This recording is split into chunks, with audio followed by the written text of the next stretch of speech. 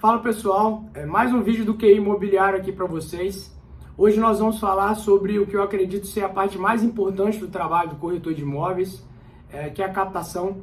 Então hoje nós vamos falar sobre três coisas, né? O que é mais importante, se é a captação ou se é concentrar os esforços no cliente comprador, na ponta. Qual a estratégia que a gente teria condições de desenvolver para, de fato, ter um trabalho centrado nas captações, com foco em resultado constante, consistente, no médio e longo prazo, e qual a mentalidade que o corretor que for implementar essa estratégia deve ter para conseguir ser bem sucedido no mercado ao longo dos anos, tá? Bom, o primeiro ponto, apesar de ser já meio que implícito aí a resposta, o que é mais importante, se é a captação ao cliente final, ele é contraintuitivo, e eu vejo que muita gente concentra esforços no cliente da ponta, né? No comprador, porque no final das contas é de onde sai o dinheiro. E no meu modo de enxergar as coisas, isso pode não ser tão interessante assim. E por quê? Vamos lá. Primeiro, porque o vendedor confiou o produto a você. Então você naturalmente tem um compromisso de efetivar a venda daquele apartamento com o vendedor. Não que você não tenha compromisso com o comprador, mas o comprador está vinculado ao produto. O vendedor está vinculado a você, a sua prestação de serviço, ele confiou na sua pessoa. O comprador não, por mais que ele possa gostar de você, se aparecer um outro produto que se encaixa melhor com o perfil dele, um abraço, você está fora do jogo. Então, assim, se você concentrar os seus esforços nas captações, você tem controle sobre o seu formato de trabalho. Enquanto que se você concentrar no comprador, você não tem, tá? E como assim, Juliano? Como que você tem controle? Bom, vamos lá. Eu gosto muito de trazer um conceito de previsibilidade, principalmente para quem trabalha com vendas, com a parte comercial. Se você sabe quais os bairros que são mais procurados na sua cidade, quais os perfis de produto, né? Quantidade de quartos, idade dos prédios, se são prédios com lazer, mais vagas de garagem, assim por diante.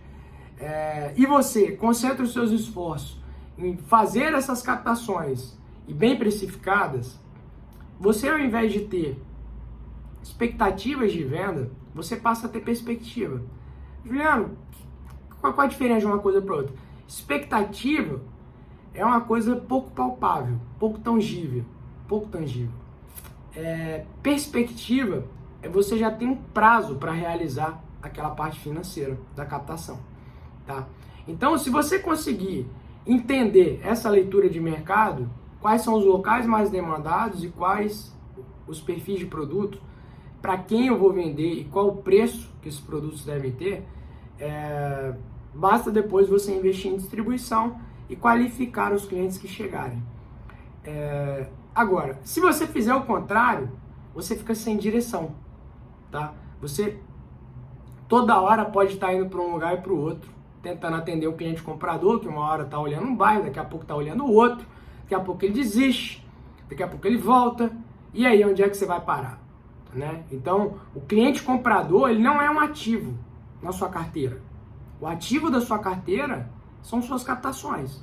Então, eu vejo que é muito mais estratégico você concentrar esforços, se tornar um bom captador de imóveis, construindo uma boa carteira, né, com produtos bem precificados e com liquidez, do que de fato você investir numa coisa menos concreta, tá? Então, hoje, inclusive, o próprio Resus Analytics aqui na cidade de Vitória já traz esses insights. Você já consegue saber quais são os bairros mais procurados, quais os perfis de quartos correlacionados com a idade, qual o perfil de pessoas que buscam por esses apartamentos, mapa de calor dos bairros, tudo isso. Tudo ali é uma bússola para você direcionar suas captações. Você sabe, inclusive, quais são os edifícios que estão recebendo mais atenção. E a partir daí, se você levantar oportunidades, conversas com pessoas que estão interessadas em vender, você vai precisar levar embasamento técnico para a mesa para mostrar como que tem sido o comportamento de preços do mercado para precificar o imóvel dele de uma forma correta, sem que ele não se sinta prejudicado e nem o comprador. Esse o objetivo do corretor de imóveis, transmitir a mensagem do mercado para o proprietário e para o proponente comprador, beleza? Bom, dito isso, o que eu faria, né, na construção da estratégia? Primeiro, qual é o meu bairro de atuação? Qual é a minha zona de atuação? Onde que eu realmente sou um especialista? Ah, não sou especialista, beleza, onde que eu quero ser um especialista? Então, se você ainda não enfim, tenta fazer parcerias com pessoas que são, você vai absorver com muito conhecimento delas. Hoje a própria plataforma Rezos, ela tem uma enciclopédia de plantas com N informações ultra valiosas para qualquer corretor que quiser entender a configuração dos prédios na cidade. Então, acho que o primeiro ponto é esse. O segundo ponto, você precisa entender quais produtos de fato estão recebendo mais atenção no mercado e principalmente tem uma percepção maior de valor do cliente. Por exemplo, hoje a gente vive um cenário com uma poeira muito alta levantada pelos lançamentos aí de 25, 30 mil reais por metro quadrado. Mas segundo os dados que a gente já consegue enxergar aí do comportamento do consumidor, tem muita gente procurando apartamento com mais de 20, mais de 30, mais de 40 anos. E dá para entender por que esse movimento começa a acontecer. Basicamente, você consegue comprar apartamentos com metro quadrado mais baixo, morar em apartamentos maiores, vai ter dor de cabeça para reformar, vai gastar tempo com isso, o orçamento às vezes é meio confuso, né? Porque quando você vai mexer com obra você não sabe. Mas no final das contas, você mora bem localizado, muitas vezes melhor localizado, um apartamento maior, totalmente customizado para você. Ah, mas os itens de lazer são diferentes. São, mas no final das contas a pessoa mora dentro do apartamento, não mora na área de lazer. Claro, a área de lazer pesa muito para quem tem criança pequena e etc. E aí os edifícios que não tiverem o mínimo de estrutura para esses clientes seriam descartados. Mas hoje a gente já começa a enxergar que tem uma poeira muito alta levantada pelas consultoras, pelo marketing dos produtos, mas tem muita gente também enxergando muito valor em imóveis prontos, né? Tem que entender o que é para cada um, tá? Então, bom, você enxergando isso, entende quais são os edifícios que têm aqueles produtos, né? Começa a buscar captações nesses locais. Encontrou oportunidade de venda? Precifica direito, mais uma vez, embasa a conversa, precifica direito e depois a distribuição. Quando você distribuir, o que vai acontecer? Os clientes vão chegar e você vai qualificar, você vai entendendo quem é o cara que está, vamos falar assim, no final do funil, o cara que está no meio, o cara que está no topo, o cara que está pesquisando, o cara que está comparando e o cara que está decidindo, tá? E para resumir isso, por que esse eu acredito seja o caminho? Porque, primeiro, os imóveis em carteira, eles são ativos, os clientes não. Os clientes estão vinculados ao produto, os imóveis estão vinculados a você, tá? Se você fizer boas captações e vendê-las, os clientes ficarão satisfeitos e te darão outras indicações de outros clientes vendedores. Você cria relacionamento. Isso aí, eu diria que são os juros compostos das captações, tá? Mas principalmente porque tudo converge a você. Você fica com direção, você fica com estratégia, com processo de trabalho.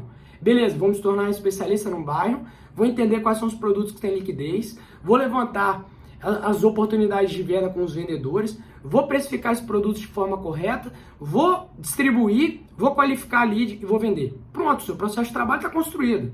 Como é que você vai construir isso focando no cliente comprador? Que desistiu de uma hora para outra, ou que não tem vínculo nenhum com você, vai tentar fazer bypass. Isso aí acontece, né? É complicado, amigo. Por isso que a parte jurídica eu nem toco, né? O cara vai visitar apartamento com você, você vê aquele vislumbre na visita. Depois o cara te liga e fala que brigou com a mulher e que desistiu. Isso é conversa fiada. Isso aí, enfim, não vou concentrar o discurso nisso aqui não, porque não é o foco. Então, você tem muito mais previsibilidade do capital que você está investindo. Mais uma vez, você paga para trabalhar na expectativa de receber. Bota o dinheiro bom em coisa boa. Se você botar em coisa ruim, você vai tomar ferro durante muito tempo, vai olhar para um monte de gente performando no mercado imobiliário, não vai entender por que as coisas não acontecem para você. E não acontece porque você não tem esse processo construído, tá? Acho que por fim, eu diria que para você desenvolver tudo isso, você precisa construir uma mentalidade de médio prazo. Não diria nem de longo prazo, né? Eu diria que vamos falar assim, de 1 ano a 3 anos para frente, tá? E para isso, o ideal é que você tenha caixa, é que você tenha reserva financeira para se bancar por pelo menos 6 meses a 1 ano, tá? Isso daqui eu tô falando num cenário crítico. Se eu fosse te passar assim, a forma como eu penso, eu falaria para você fazer caixa para 3 anos. Porque, veja bem, a gente viveu a pandemia. Quem sobreviveu é quem tinha caixa. E a gente viu que no Brasil as empresas não tinham caixa para 30 dias, né? Então, quando você tem caixa, você tem clareza mental, você tem calma para negociar, você tem calma para conversar, você tem muito mais racionalidade e menos emoção no processo. Se você estiver desesperado, irmão, para pagar a conta, muito provavelmente a sua opinião ela tende a ser parcial. E uma das partes vai perceber isso, tá? Então, estou falando uma coisa aqui, que é planejamento, tá? E planejamento está diretamente ligado com estratégia. Não adianta você querer consolidar esse processo de trabalho que eu estou te falando desesperado, porque daqui a pouco você está olhando outro bairro, daqui a pouco você está trabalhando um produto que não tem liquidez, daqui a pouco você está trabalhando um produto que está precificado errado, daqui a pouco você está concentrando esforços no cliente comprador e você está perdido. Quando você vê, você já se perdeu.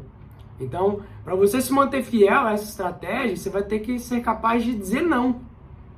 E muitas vezes, quando você for dizer não, você vai sentir que você pode estar perdendo oportunidade, pode estar perdendo dinheiro.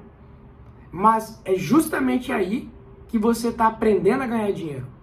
Você precisa ter foco. E foco é você saber dizer não. Então, você vai dizer não para tudo aquilo que estiver fora da sua estratégia de trabalho. Mas para você ficar em paz com essa decisão, meu amigo, você tem que ter um porto seguro financeiro. Senão você não consegue dormir. Você vai querer botar a mão no dinheiro do curto prazo ou na oportunidade disfarçada que parece trazer aquele dinheiro a curto prazo, que não vai trazer, só vai fazer você investir mais tempo, mais dinheiro, você vai criar mais expectativa, vai ficar mais angustiado, mais ansioso e o problema não vai se resolver. Você nunca, além de você perder tudo isso que eu estou te falando, você ainda atrasa o processo de construir esse modelo de trabalho vencedor, que eu tenho certeza que se você se dedicar dia a dia, talvez até num prazo menor que 1 ano, você já consegue consolidar isso. Porque se você realmente tem produtos com liquidez, se você é um especialista, esses produtos estão bem precificados e você sabe distribuir para as pessoas certas, para os clientes certos, isso vende em 3 a 6 meses no máximo, tá? Então, não preciso me alongar.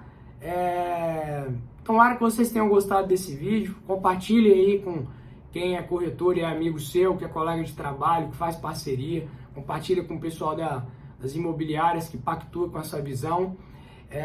E fiquem à vontade também para trazer sugestões de temas que a gente possa falar a respeito. Se tiverem dúvidas também sobre o que a gente fala aqui, às vezes a gente cita, aproveita para fazer um jabá da Rezos aqui, né? Mas se tiverem dúvida, chamem a gente. Enfim, vai lá na conta no Instagram ou comenta aqui, tá bom? E é isso. Bom, obrigado mais uma vez aí pelo tempo e até semana que vem, onde a gente vai trazer novos conteúdos. Um abraço.